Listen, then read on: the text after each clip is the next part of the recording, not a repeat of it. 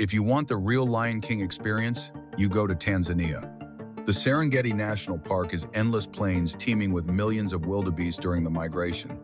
Watching a lion hunt in the wild is terrifying and beautiful. For the ultimate challenge, you can climb Mount Kilimanjaro. It is the roof of Africa, and you don't need technical climbing gear, just strong legs. Afterward, fly to Zanzibar for white sand beaches and turquoise water to relax. Double tap if you want to go on a safari, and subscribe for more wildlife bucket list trips.